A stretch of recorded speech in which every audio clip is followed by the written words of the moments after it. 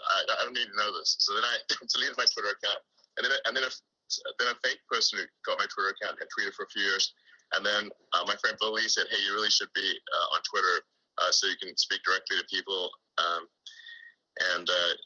So I was like, "Okay, I'll do." My friend Billy convinced me to regain my Twitter account, and my early tweets are pretty racy, like pretty like because I was reading this biography of Captain the Great, so it's sort of things went crazy from there. By the way, I like how you say that your early tweets were racy and not right now. I just like that. Look at your profile. Other people think like, oh, he's gone crazy on Twitter. I'm like, no, I started crazy on Twitter. What's like your favorite set of new memes, Elon? Like, what are the new things that you're following now with respect to memes or creating? Sorry, what was that again? Yeah, I mean, I was just going to ask you, what are the new memes that you're like following or creating right now? What are the ones that are interesting to you right now?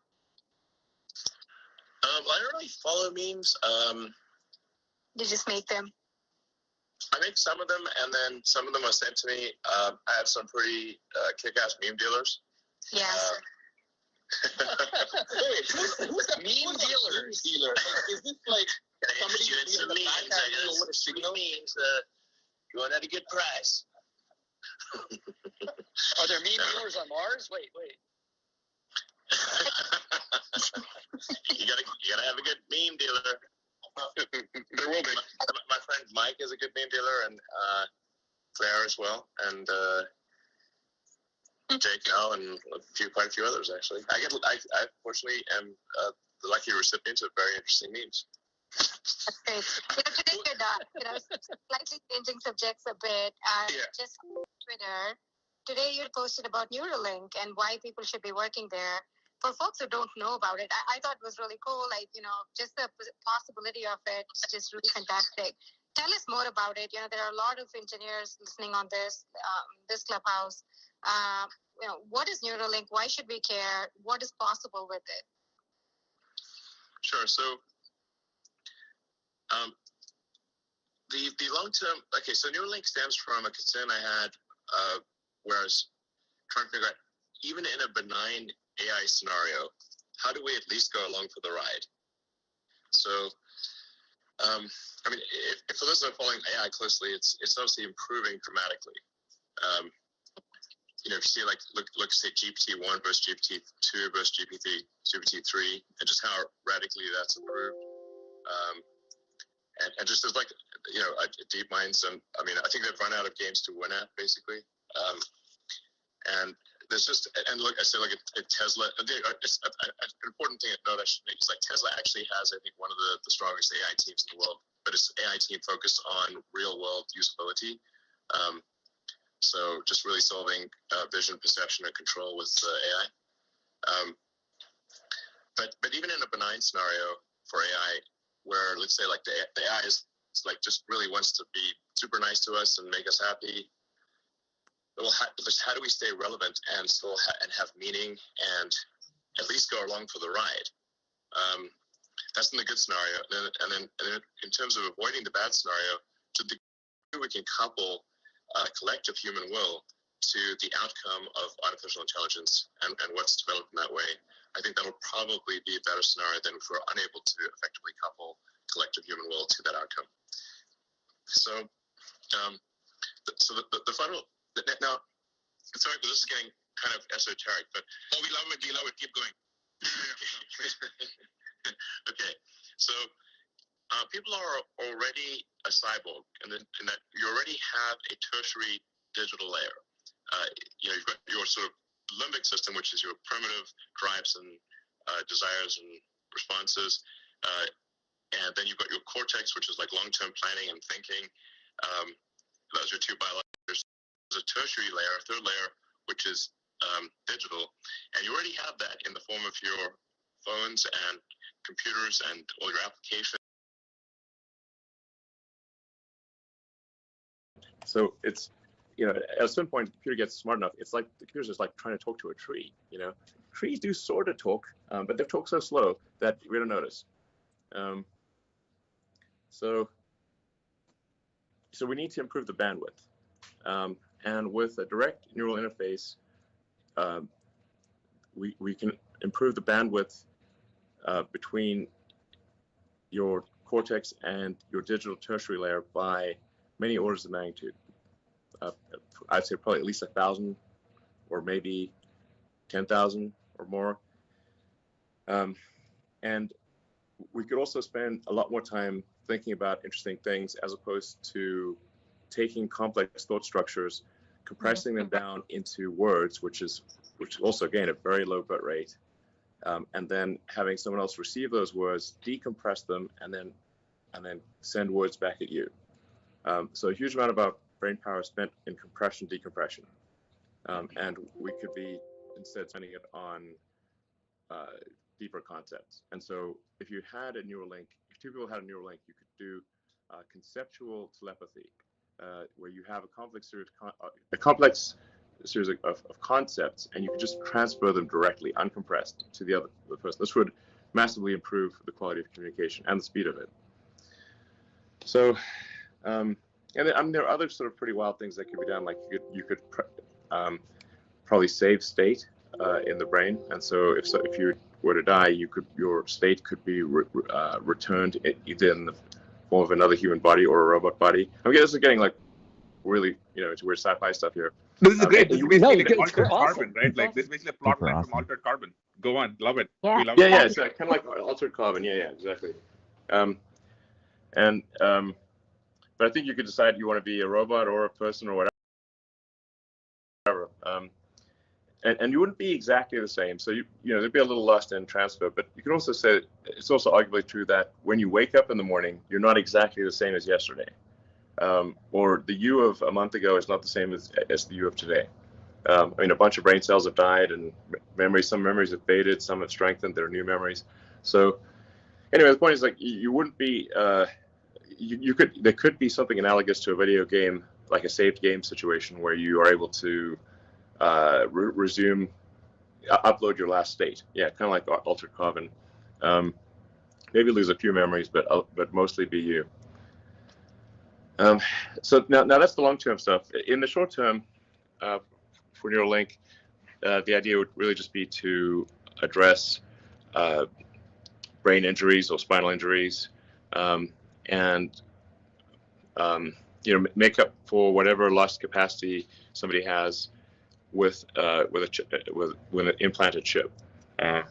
So the first thing that we're going after is a wireless implanted chip that would enable someone who's a quadriplegic or tetraplegic to control a computer or mouse or their phone or really any device just by thinking.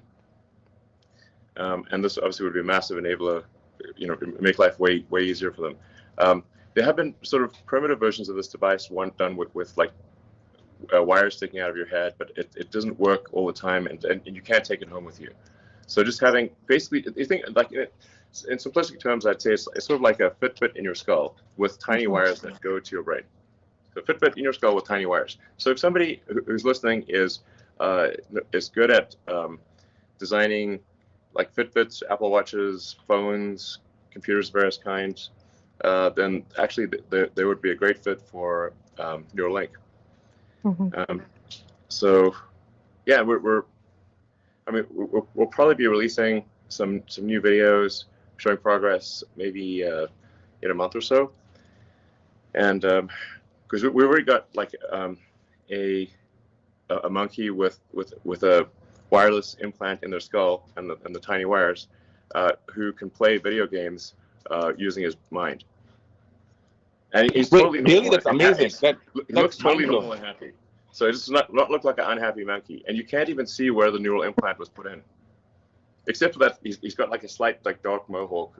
But other than that, slight looks one. normal. Just a small. Yeah, it doesn't look. He's not uncomfortable, and he doesn't look weird. So we're oh, and I was like when the USDA person came through and inspected our facilities, our monkey facilities. She said it was like the nicest monkey facilities she's ever seen in her entire career. Just FYI. We went the extra mile for the monkeys. Well, as long as you didn't make them play Cyberpunk. that would be a hell of a trip for a monkey. But one of the things we're trying to figure out is like, can we have the monkeys play mind pong with each other? That would be pretty cool. I have to say the pig demo was really fantastic. That was really cool. Thanks. Yeah. Well, it's a great team at Neuralink and making good progress. And like I said, I want to be clear. Like, the early applications will really just be for people who've had a serious brain injury, like where it's like the value of the implant would be enormous, because obviously the early implants will come with some non-trivial risk, and so it's got to be like, okay, does the good far outweigh the bad, and then that would be a candidate for some of the initial surgeries with full disclosure of like these little risks and everything. And one of the things we're really paying close attention to is the ability to remove the implant. So it's not like, if somebody doesn't want it or it's not working, we can take it out and then we can reimplant another one. So we've tested implantation, removal, and reimplantation, and it works great. Sorry, Mark. Switching top. Yeah, please. So switching topics. So Elon, as I mentioned kids earlier, as it turns out, I have a very bright and inquisitive 5-year-old who is crawling all over everything and trying to figure everything out and learning as much as he can, as fast as he can. Like, what, with everything that we know now and kind of all the modern tools that we have, like, what's the best way to think about educating a 5-year-old in today's world? Sorry, the best way to educate a 5-year-old? Yeah, educate a 5-year-old and then think about kind of his education over the course of the next, 5 or 10 years. Like, what kind of program ideally should you think a kid should be on?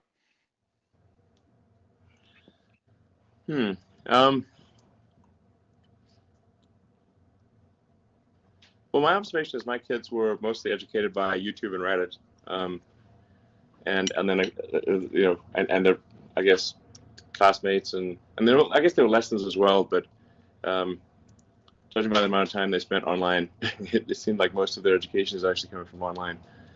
I mean, I think generally with education, you want to make it as interesting and exciting as possible.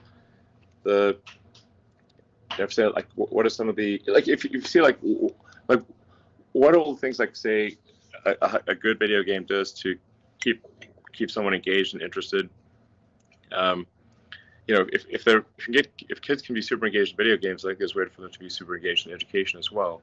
Like, one of the things that's, I think, very fundamental is to explain the why of things. Like, so we're teaching you this, but we're going to explain why we're teaching you this and why it is relevant. I mean, we've evolved to forget things that are irrelevant or have low relevance probability. It makes sense. Like, otherwise we'd remember all sorts of nonsense things that weren't very important to our future. So unless relevance is established clearly, then people will have a hard time remembering it by its nature, because it appears to be irrelevant. It might be relevant, but if it's not explained to them, they won't know.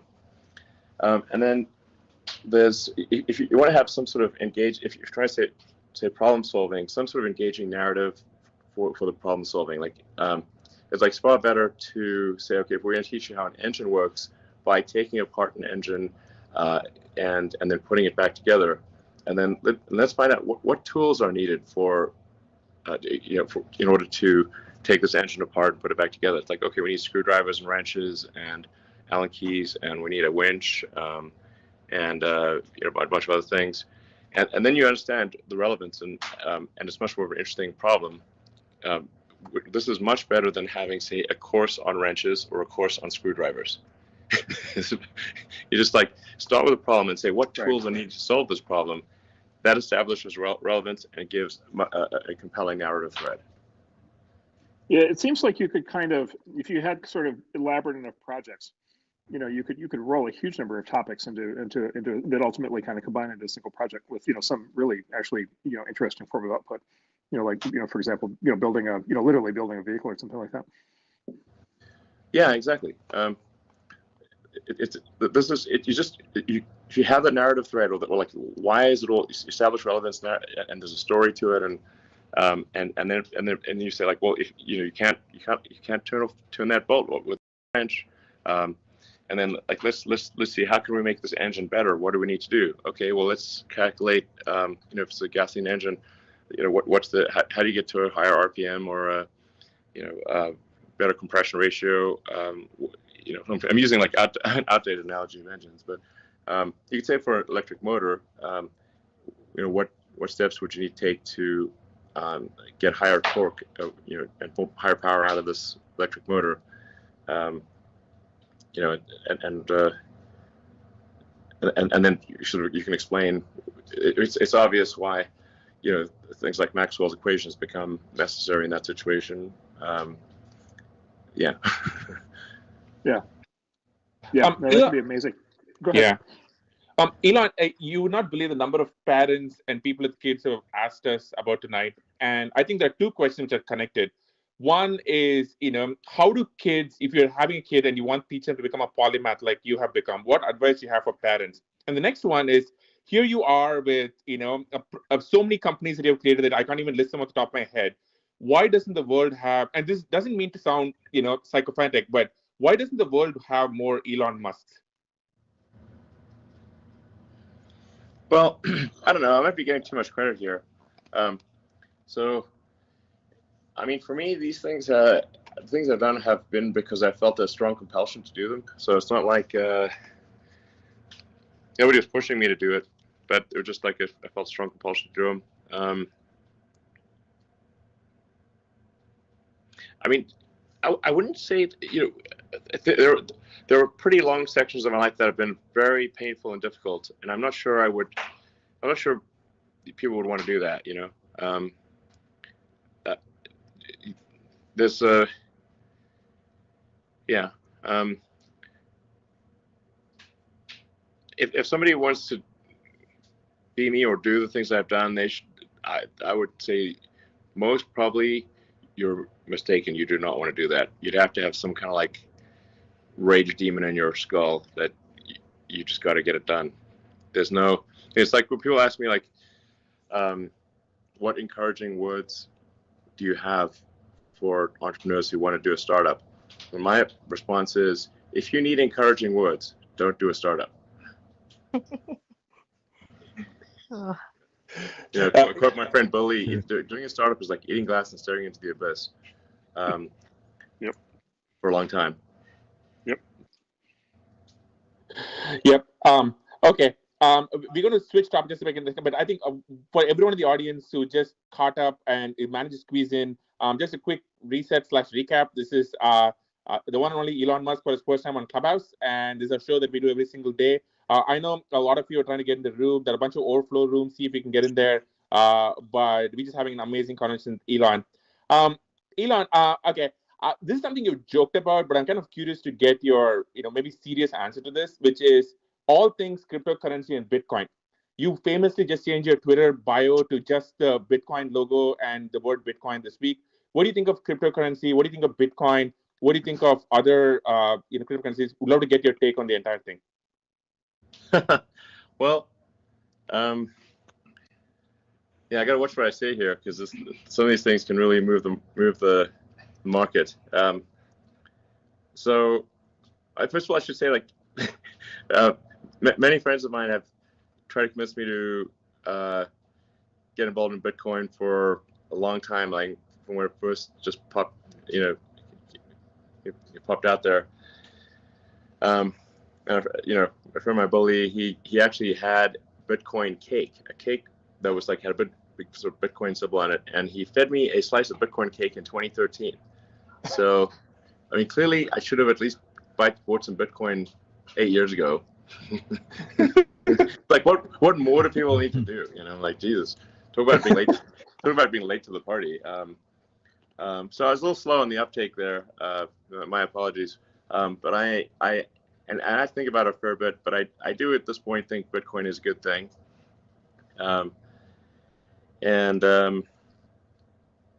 So I am a supporter of Bitcoin. Like I said, I'm late to the party, but I'm a supporter of Bitcoin. And I think Bitcoin is really on the verge of getting broad acceptance by sort of the conventional finance people, So, yeah, I think so. I don't have a strong opinion on other cryptocurrencies. I mean, occasionally I make jokes about Dogecoin, but they are really just meant to be jokes. But Dogecoin was made as a joke to make fun of cryptocurrencies, obviously. But fate loves irony, and often, as a friend of mine says, the most ironic outcome is most likely, or as I like to say, the most entertaining outcome is often the most likely, and arguably the most entertaining outcome and the most ironic outcome would be that Dogecoin becomes the currency of Earth in the future. Awesome.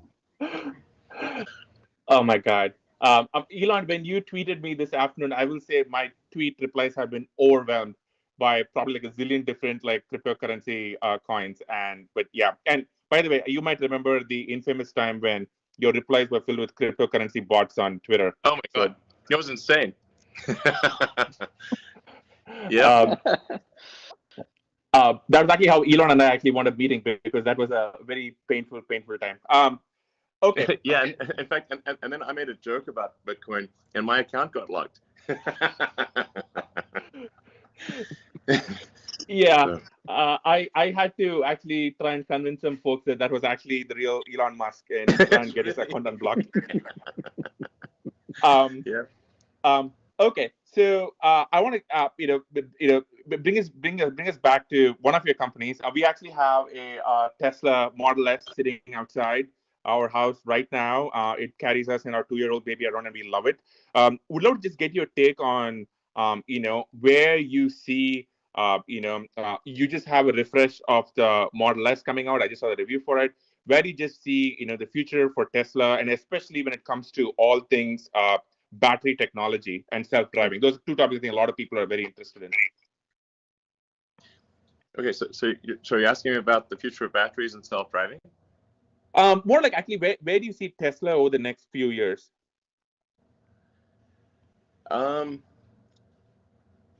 Well, yeah, I mean, I think that, the goal with Tesla is to, and has been from the beginning, is to accelerate the advent of sustainable energy.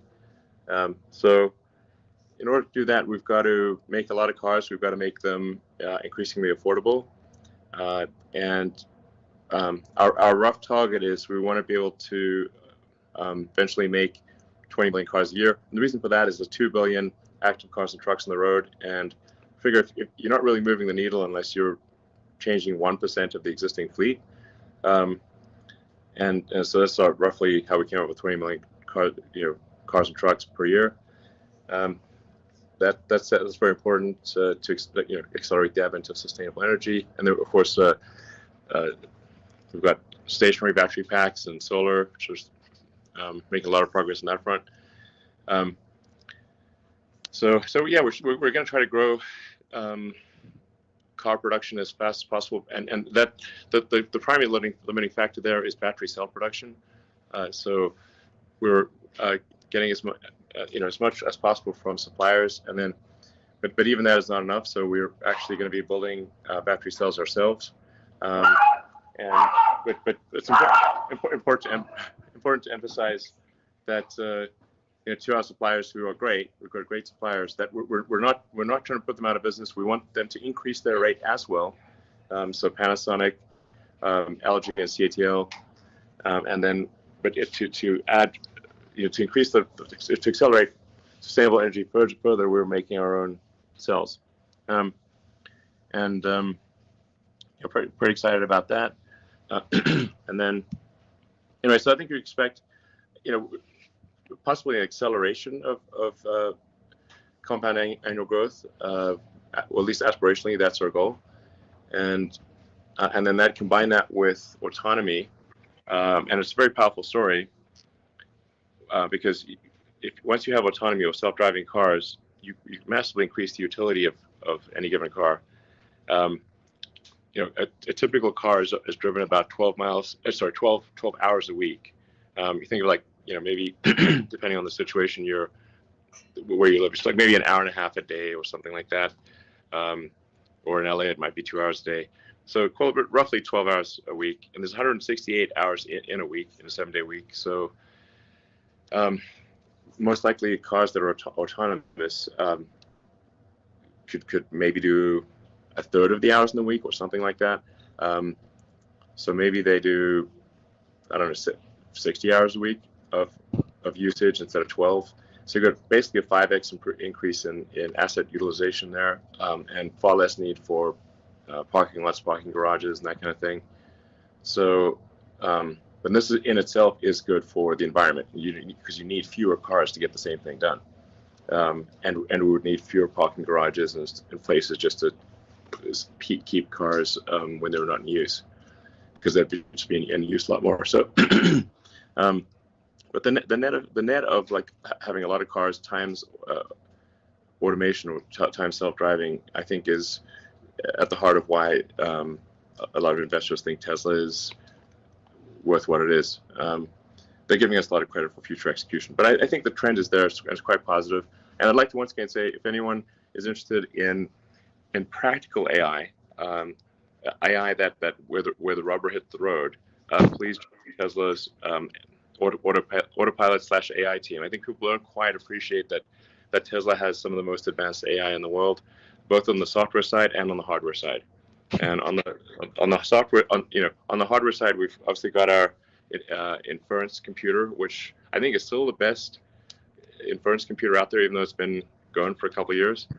And then we're building Dojo, which will be the world's most powerful training computer. Because it's got to process vast amounts of video training data, and bringing the day of self-driving sooner translates directly to lives saved and injuries avoided. Because about 1 million people die every year in car accidents, and about 10 million per year have serious injuries. So that's the sooner the better, and a lot of lives will be saved and people's lives made better if it happens sooner. Elon, on self-driving, you made headlines, I think, a while back when you basically, to put it mildly, criticized LiDAR as a key technology for self-driving. Could you talk more about that and why, you're not such a huge fan of LiDAR?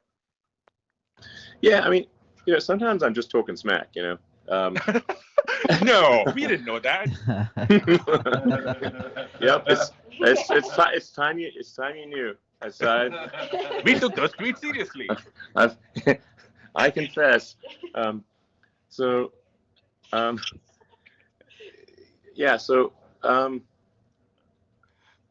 first of all, I'm not like fundamentally against LiDAR on all things, because for the SpaceX Dragon that docks with the space station,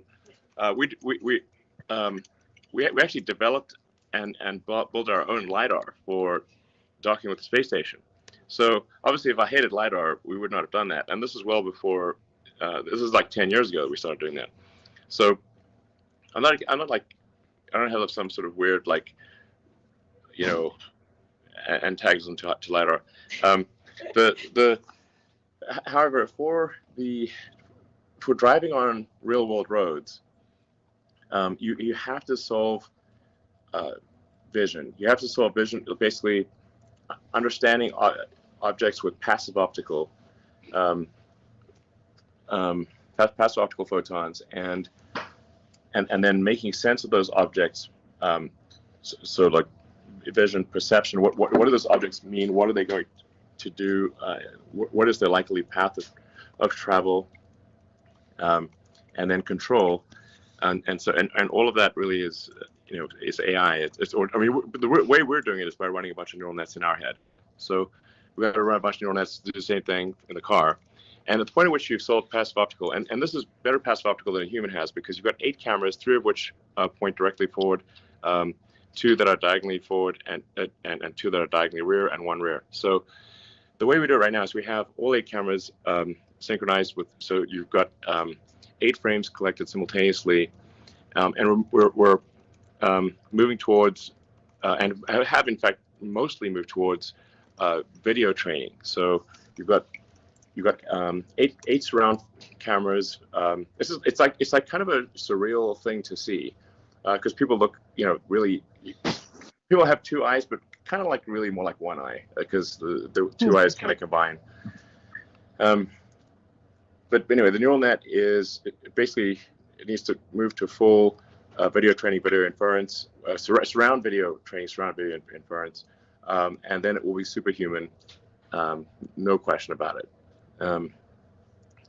There's just, because people don't have eyes in the back of their head. Like, you basically have, effectively a human, for all intents and purposes, it's like having 1 camera on a slow gimbal, and that is often distracted, and maybe sort of drunk, or change the radio, or they fall asleep, or there's all sorts of things that go wrong. There's no question that you can be superhuman with just cameras. And I think if one is going to go with sort of active photon generation, I would recommend something in the occlusion penetrating wavelengths. So like radar, it's sort of roughly 4 millimeter radar or something like that, would be better if you're going to really delve into the arena of active photon generation. Wow. Okay. That's amazing. Okay. Also, I love how deep you got into that. It was super, super fun. All right. I'm going to switch topic just a bit. I would say it's safe to say a lot of people are very interested in how you work. And you often, for example, describe yourself as an engineer. So walk us through, it's Monday morning, you wake up. What does a typical work day in the life of Elon look like? I guess I wake up and see if there are any emergencies on text or email, and often there are. I mean, a ton of what I deal with is not actually fun or interesting. It's like chores. So I've tried really hard not to do my chores, but then if I don't do my chores, things go to hell. So, oh man, you have to do your chores. So, yeah, it's kind basically, I'm a bit relieved that Elon Musk basically has the same schedule as the rest of us. We all hate chores, and you do too. And it's kind of, there's something just really relieving just hearing you say that. Yeah. I mean, that's pretty much how it goes these days. I do enjoy the in-person meetings more than email. In fact, I think I'm getting like a slight negative limbic reaction to email. It's killing me. Texts are way better to deal with, and then in-person meetings are much better. Even Zoom meetings or whatever, they're still better than email. Anything's better than email, frankly. So anyway, I'll have a bunch of meetings. I'll write email or write text, especially if it's like an email to the group, like saying, hey, I think we need to change direction and do the following things. And let me know if you think otherwise, but otherwise we've got to do these things and get our act together in this area or that area. And then, yeah, a bunch of meetings. Most of my meetings are engineering and design. But of course, we have to deal with finance and sales and other things, and the things that are necessary for a company to function. And then there's this quite a lot of context switching, and somebody sent me the meme of fear is not the mind killer, context switching is the mind killer, which I totally agree with. Context switching is a real bear. So just try to do less context switching. So maybe focus on one thing for an hour and then another thing for another hour. It's really hard to context switch between SpaceX and Tesla and all the things that are going on at SpaceX and Tesla, and then Neuralink, Boring Company, which fortunately pretty low bandwidth. They don't take a high level of CPU load because they were smaller. and their personal stuff, and of course memes. Got to get that's important. How do you happy. schedule them in? Like, where's my meme? We were expecting a meme by now. You're calling up your meme dealer for your hit of memes. I love it. Exactly. Elon, earlier last year I spoke to Mark about how he spends his time, and Mark talked about when he was younger, he used to have large blocks of open time on his calendar, and I think a lot of well-known founders have large blocks of open time versus schedule time. Now you are unique because you have multiple companies you're running. You're also much more of an engineer than traditional CEOs. What does your calendar look like? Are you allocated 30 minutes back to back? You have a lot of open space. How do you handle it? I do not have a lot of open space. It's generally back-to-back meetings, and it's insane. I mean, my days are like insane torrents of information. I mean, sometimes people, if you want to like audit what I do for a day, it's insane. I don't recommend it. I mean, yeah. I was thinking, like, man, how long can I keep this up? Because I don't want my brain to explode. And it's like the meetings that are scheduled are not like nice to have meetings. They're like, this meeting is essential. Like, okay, it's pretty intense. I was thinking, like, maybe I should, like, at some point, like, take a week off or something, clear my mind. Or like, I know there's like a bunch of people like writing books on Tesla and SpaceX, for example. Like, it's pretty hard for them to get it right because they just weren't there. And maybe I should like write some like book of my experiences that has like all the foolish mistakes I've done and like some advice for others that might be helpful. I think so. A book, a documentary. I think I mean, I remember once hearing about how do you still sleep on the floor of your factory? I remember you used to at one point in time. I did. I haven't. I only if there's like a crisis situation, and I actually it's like basically when the team is being asked to really work super hard, I got to be right there with them, and they got to see it. Seeing is believing, and so if I'm just sleeping in the middle of the factory floor, and sort of going to sleep at 4 a.m. and like waking up like 4 hours later, and like they literally see me, they walk past me. It's not like hidden or anything, and it's like, okay, CEO is willing to fucking take that level of pain, then they'll do it too.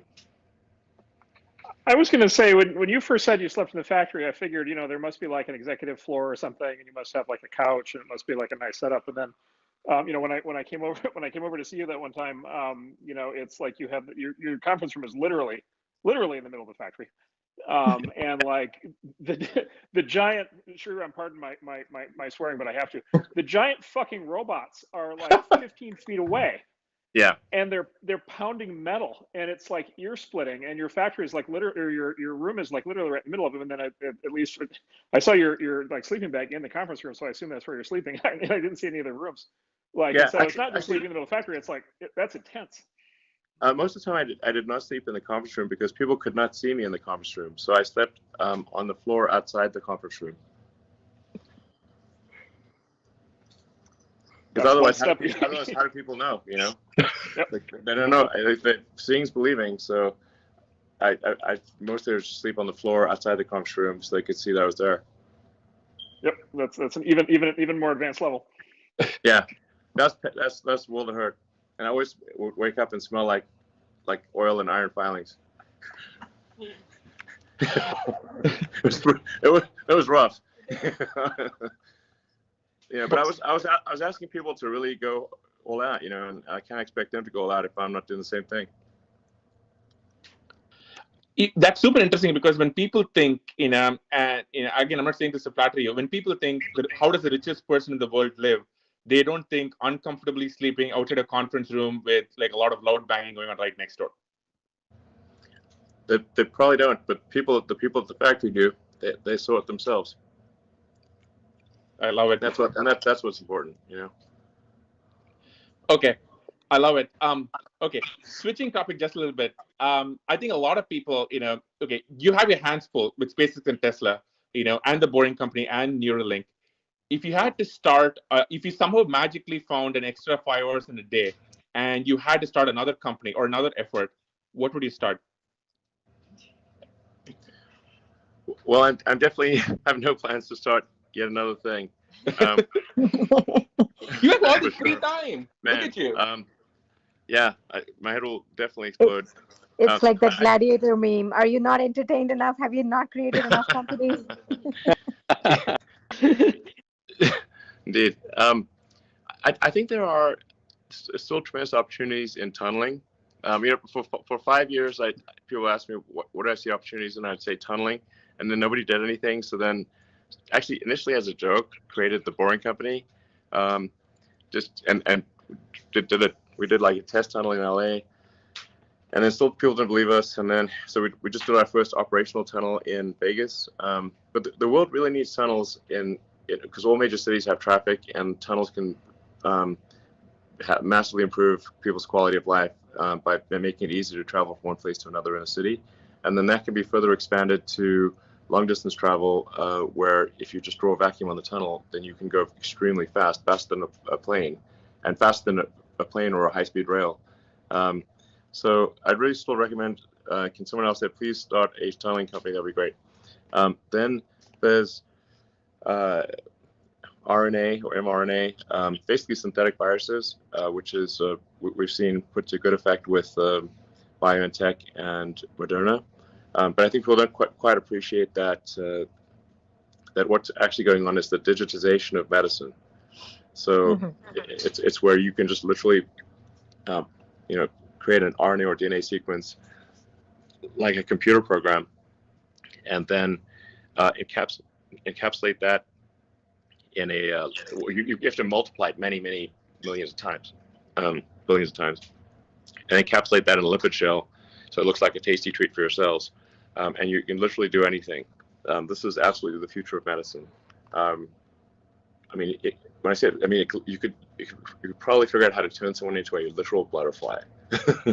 Okay, it's your cells are biological computers. They execute just like a sort of old school computer where you'd feed it like you'd feed it a tape, or a punch card.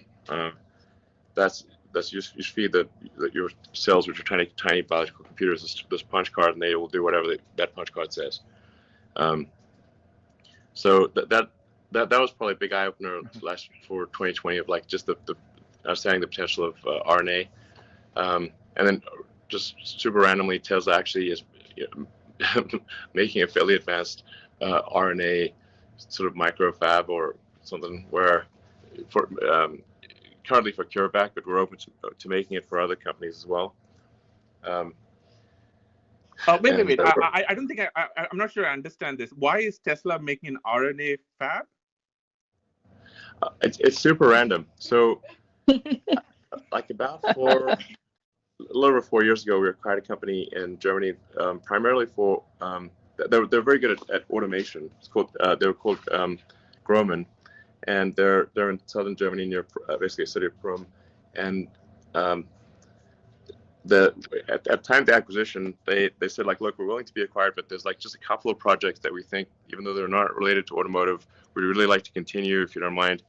I was like, and the two projects were one is this like tiny chip analyzer, or like a thing with tiny wires for analyzing chips that Intel needs for making CPUs, and then another one was this biotech thing. It's basically there's three parts to it. There's a DNA multiplier, an RNA multiplier, and something which puts then the lipid shell on the RNA sequence. We're on like version 3 of it now, and they said could they keep going? I said, well, if you keep it under 10% of resources, no problem, we can keep going. And then I don't know, it turned out it may actually be useful. I just love that you accidentally found yourself with an RNA fab. By the way, you've been talking a lot about how mRNA obviously has been key to the Moderna vaccines and all the COVID-19 vaccines, which brings me to COVID. Let us say somehow magically tomorrow you were running the vaccine effort, the distribution effort right now. What would you do to get the vaccines out? Yeah, specifically around the delivery and the logistics side, which we just don't seem to be doing a really good job across the world. So what would you do differently there? Well, I don't have good insight into the situation as it stands, but I think relaxing the requirements on there's like seems to be there are too many requirements of who can get the vaccine. The vaccine really is important for anyone with that is elderly or has a compromised immune system, or is otherwise at risk for the virus. And I think really just saying like, first come, first served. Show up here. Like use CVS and Walgreens, which give out the flu vaccine every year, and say, okay, just show up here, and especially for the Moderna and BioNTech vaccines, which are quite temperature sensitive, they can only be sort of defrosted from the deep freeze briefly, and then they must be used or they lose their effectiveness. This is because my understanding is the RNA, because the RNA sequences they use are not stable. Those sequences want to revert to something else. Because they're not stable, they must be frozen at a very low temperature, or they will simply want to revert to a lower energy state RNA sequence. That's my understanding of it.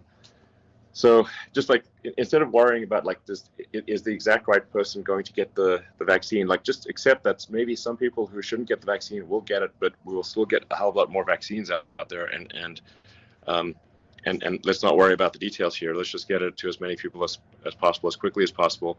And for sure, we should not worry about the second dose quite yet. Just give everyone the first dose. I suspect that the immunity granted by the first dose is very significant. And we've got, that third dose, the second dose is like, I think 3 or 4 weeks later. So we'll have that. We've got plenty of time to think about the second dose. Just worry about the first dose and first come, first served, and don't worry about like accidentally giving the damn thing to someone who maybe didn't deserve it. That will happen a little bit. So that's my recommendation on that front. We are going to be there is going to be an avalanche of vaccine coming. I think the U.S. may have ordered something like 900 million doses, stepwise. And the combination of there's going to be we were going to have so much COVID vaccine. I guarantee you it will be thrown away later this year, more than we could possibly ever need or want. And the Johnson & Johnson vaccine just got approved, which is that's good, because it's more conventional vaccine, but it's a single shot, room temperature. Yeah. And there are more and more vaccines that are going to get approved. Hopefully the CureVac one will be approved soon. And I know, because I know the Tesla machine, it can make a bazillion doses super fast. So, I think there's definitely, for those who are concerned about the vaccine, you should expect an exponential increase in vaccine availability. And then combined with that, we are, I think, starting to approach some degree of herd immunity with people who contract the virus and recovered. So, which is actually better than getting vaccine. The antibody reaction is better than if you got the vaccine. So, could go on and on about it, but overall, I think, optimistic message that there will be lots of vaccines, and I would really encourage people to take the vaccine. I am not an anti-vaxxer. I want to be clear. I'm a pro-vaxxer. So, speaking of the vaccine, California has been sort of bouncing between kind of 45th and 50th in the country, by states in terms of the speed of the rollout. And it for me, it sort of, it re-raises this question that's been coming up more and more, which is, you and I and a lot of people, here listening have built our companies, primarily in California up until now. What's your view on the future of California from here? Well, I mean, first of all, I should say I love California, and I've lived more than half my life in California. Just like I am, Californian. Like so much of my. I mean, I built my companies here. Came here as a summer, came to Silicon Valley as a summer intern to work on energy storage technology for electric vehicles way back in like 92, I think it was 92 or 93. There's a little company called Pinnacle Research in Los Gatos. I mean, I got to Silicon Valley as soon as I could. And then at Stanford, I was going to be working on sort of advanced capacitors for use in electric vehicles as grad studies, and ended up putting that on hold for the internet. And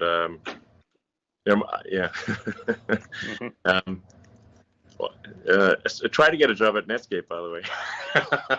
So I have heard that story indirectly. I would actually like for you to tell it so that I can learn what mistake I made.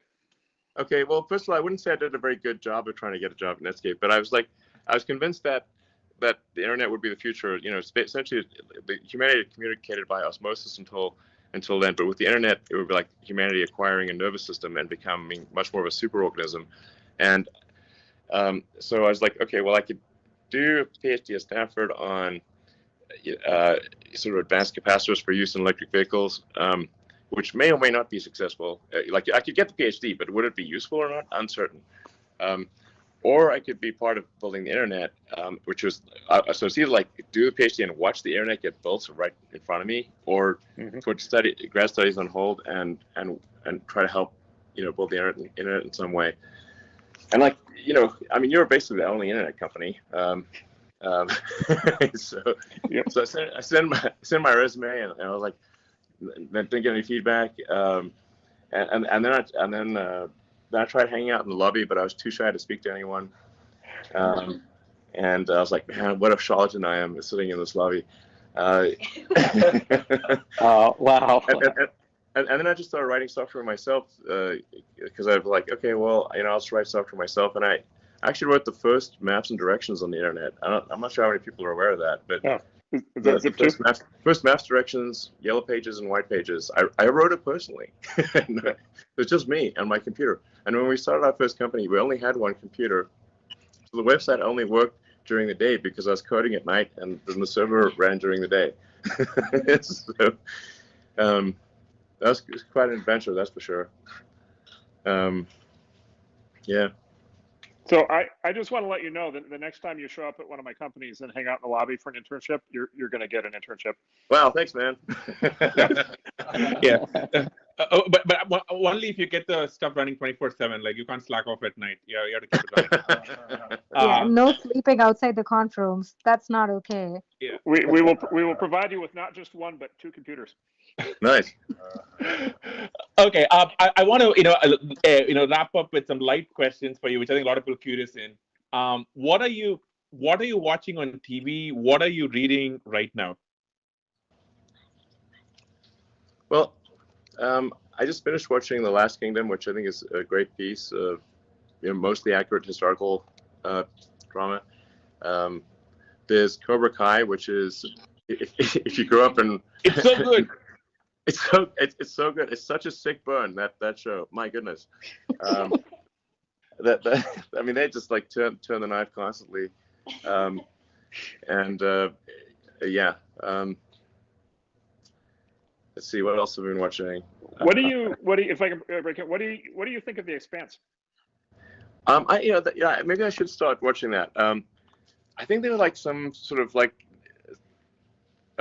things about like having a shortage of water or something. There's something like that didn't make any scientific sense at first, so I was like, come on, this is dumb. So then I stopped watching it. But it sounds like maybe I should keep watching it. I need to watch something on the treadmill, otherwise I won't work out because I hate working out.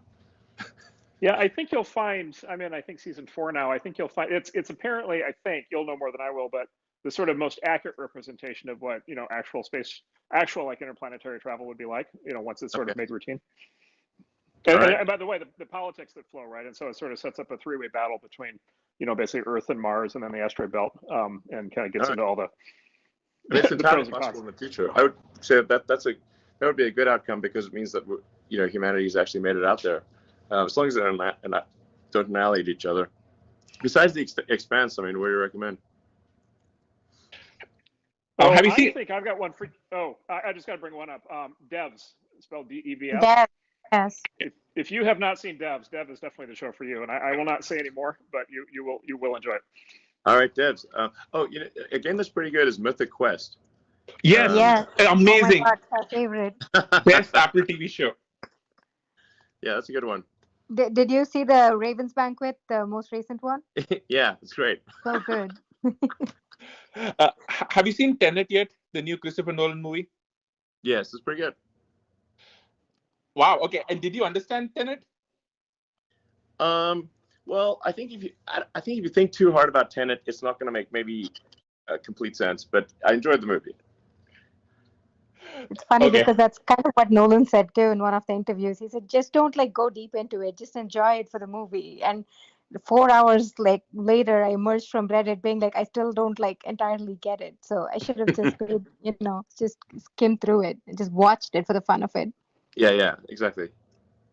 Okay, Elon. I think we don't want to take up too much of your time. This has been amazing. You've pretty much broken Clubhouse. There are probably about over a dozen, maybe more overflow rooms, and I see so many Twitter trends right now. You've been so generous. For all your listeners here and on Twitter, you've been asking for people to join Neuralink. You've been asking people to join Tesla. Do you have any final thoughts for everybody who's listening to you right now? Well, do you want to hear the real story from Vlad from Robinhood about what happened this week with GameStop?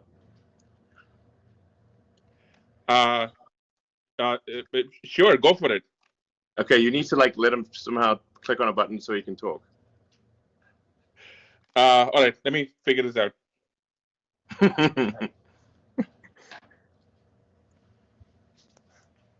While we're figuring it out, Elon, why don't you talk to us about Hitchhiker's Guide to the Galaxy, since you mentioned that right at the beginning? Yeah, Hitchhiker's Guide to the Galaxy by Douglas Adams is in fact a book of philosophy disguised as a silly humor book. And if you read it from the standpoint of, wow, this is an interesting book of philosophy, it's quite insightful. As mentioned, he really hits on the point of the answer is easy once you can properly formulate the question. I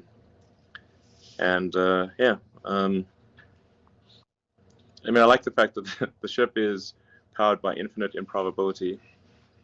It's called the Heart of Gold. Yeah. Yeah, it's he makes fun of bureaucracy. In fact, Earth essentially gets destroyed by a sort of clerical error or by the alien. Essentially, well, not even clerical error. They basically decide that they need to have an interstellar highway, and then Earth's in the way, and so they post the fact that Earth needs to get destroyed for this interstellar highway. But of course, it's posted on an alien bulletin board that no one on Earth can access, and so then they're surprised when people on Earth are unhappy about this. It's it was posted on the board. What do you mean? They're what board? Some of the things in Doug Adams' book, like the babble fish, where you put the fish in your ear that automatically translates. We kind of have that already. So yeah, the future is coming fast. Elon, okay. Vlad, can you hear us? Vlad the Stock Impaler. Hey guys, thanks for inviting me up. It's good to hang with all of you. All right, Vlad. What really happened? Give us the inside scoop. All right. Well, I was actually hoping that you would invite me up for the Fermi paradox part because this has been a very surreal weekend and week for me. One of the really great things is all the people coming out of the woodwork to offer support for the company, offer advice. So I got introduced today. And actually, I should say I just randomly downloaded Clubhouse a couple of days ago just to see what it was all about. So this is my first time literally using the app. But yeah, I I got introduced to your friend Antonio, Elon, who had some good advice for me, and then introduced me to you. You had some great advice. And then I figured, I heard about this clubhouse, and this has got to be part of the simulation. So I just thought, why not? So here I am. So I'm actually an adherent to the simulation hypothesis.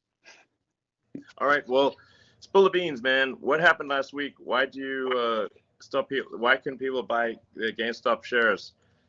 The people demand an answer, and they want to know the details and the truth. Yep. Okay, so let me start by giving a little bit of background. So I'm the chief executive of Robinhood. Robinhood's actually a. Just go on. I'll go through this quickly. Don't worry. This is important. It's actually a couple of companies. So there's an introducing broker dealer called Robinhood Financial, and that basically is the app that you know and love. It processes trades. You're a customer of Robinhood Financial. Then there's a clearing broker dealer, Robinhood Securities, that clears and settles the trades. And then we have Robinhood Crypto, which is our crypto business.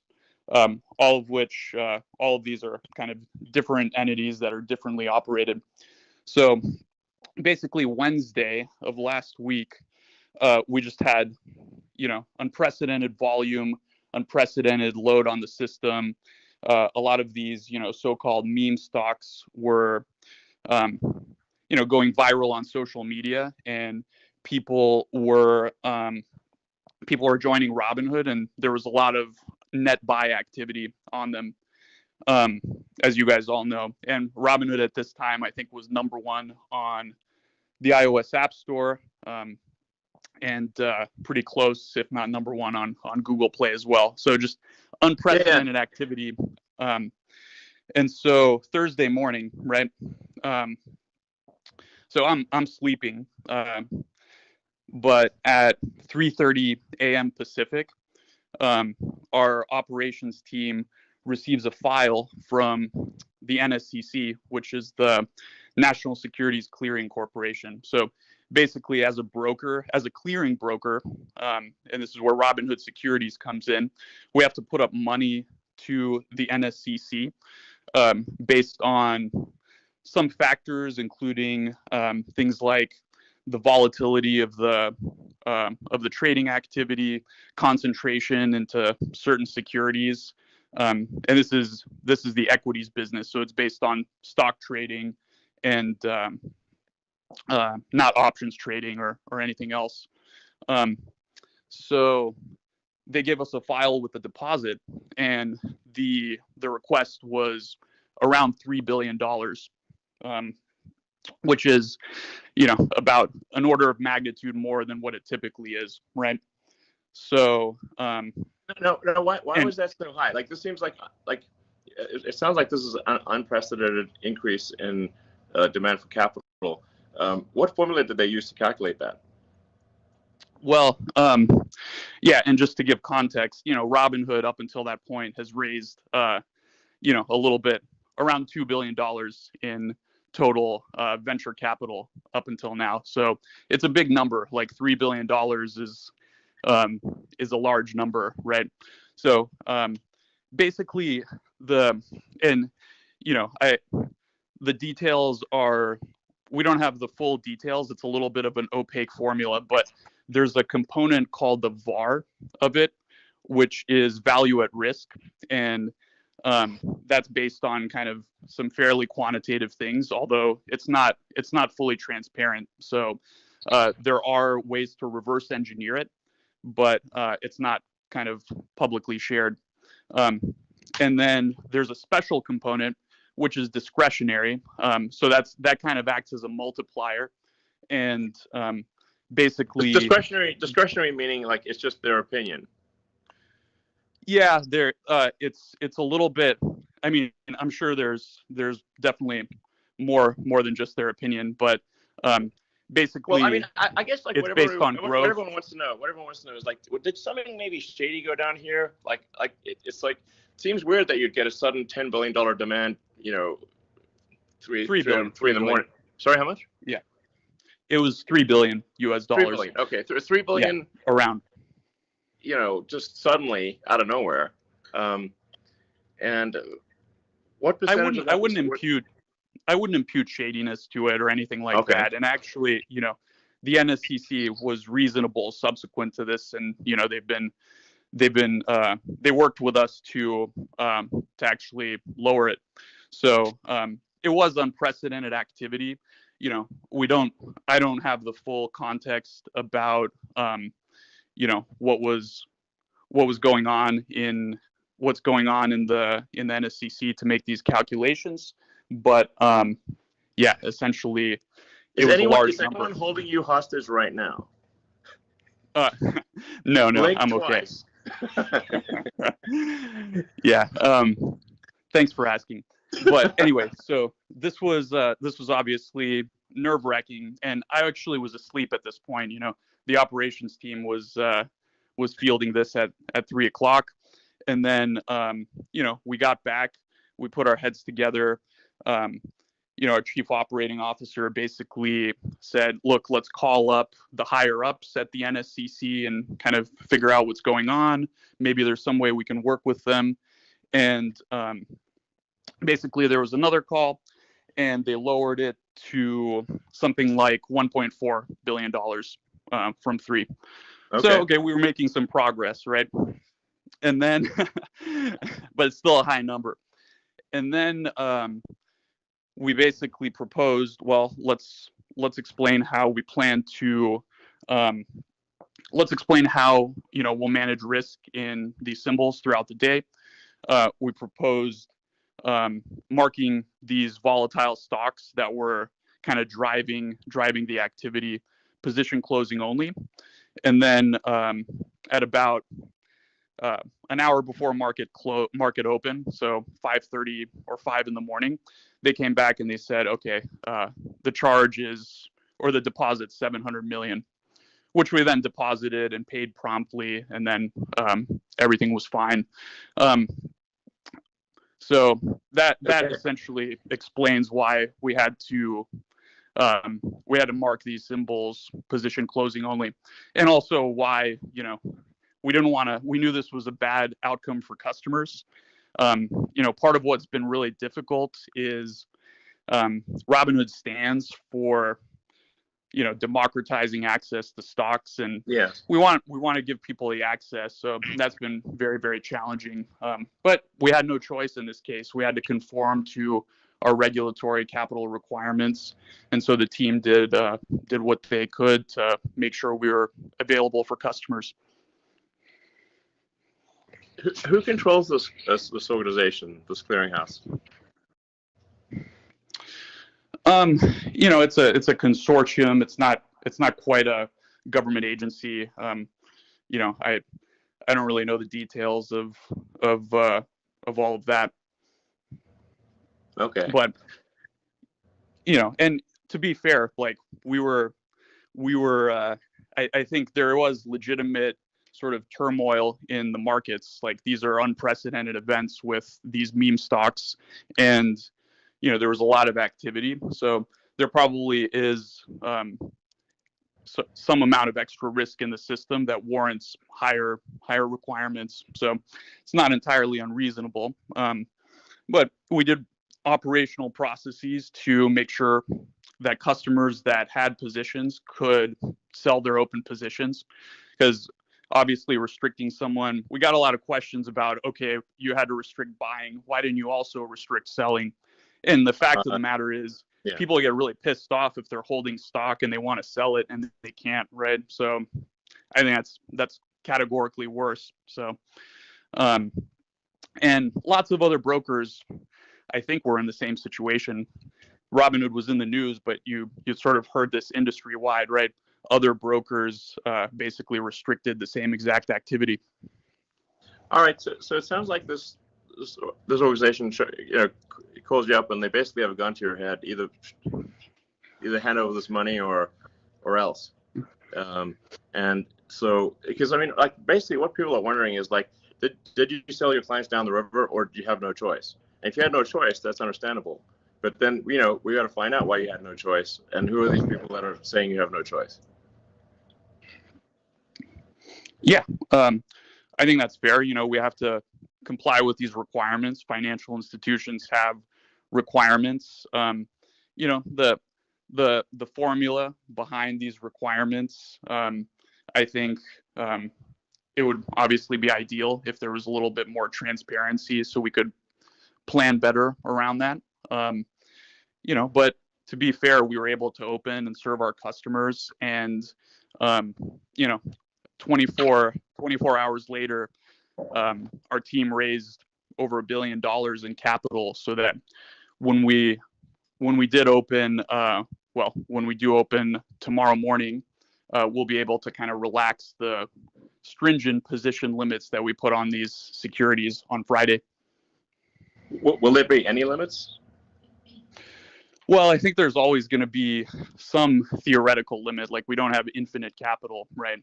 And on Friday there were limits.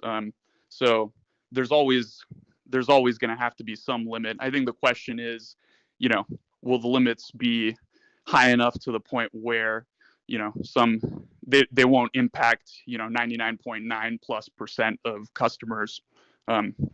So, if someone were to deposit $100 billion and decide to trade in one stock like that, that wouldn't be possible, All right.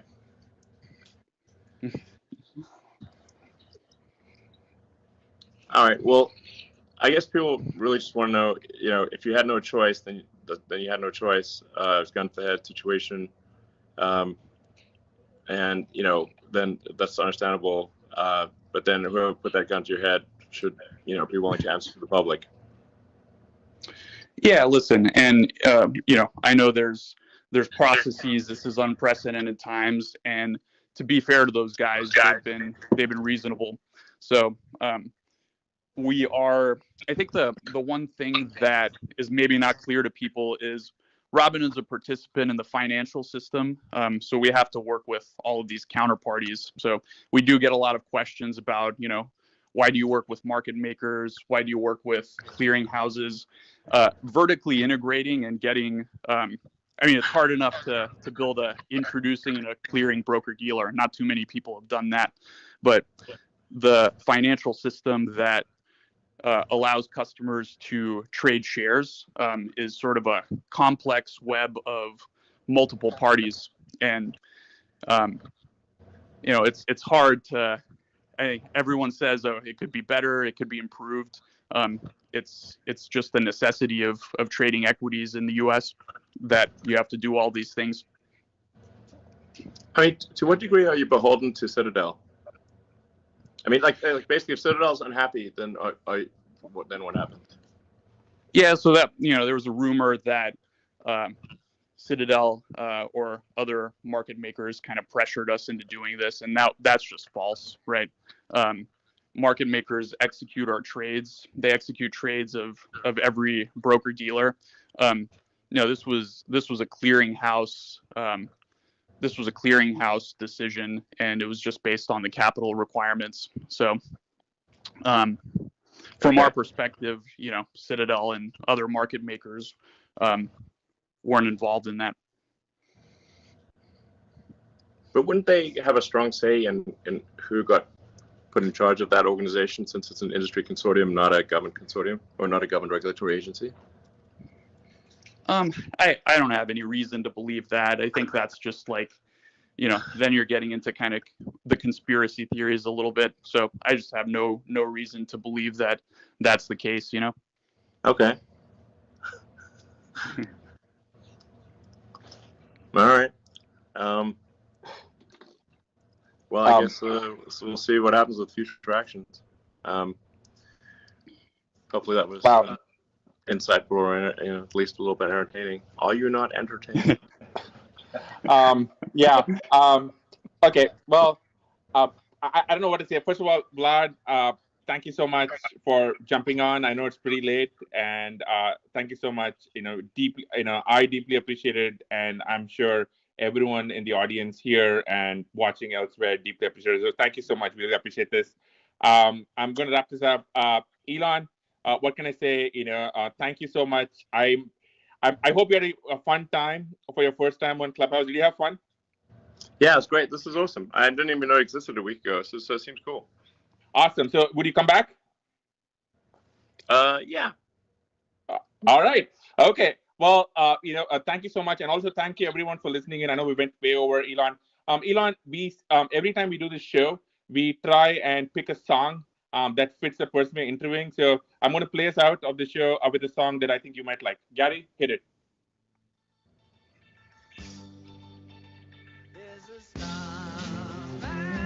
There we go. Elon. Great song. Great song. Thank you so much. This was a true break the internet moment. Thank you, everyone. Thanks, guys. Good night, everyone. Thanks, everybody. See you tomorrow. Thanks Thank a lot. you. Thanks, Vlad. Bye-bye. Thank you. Thank Bye. you.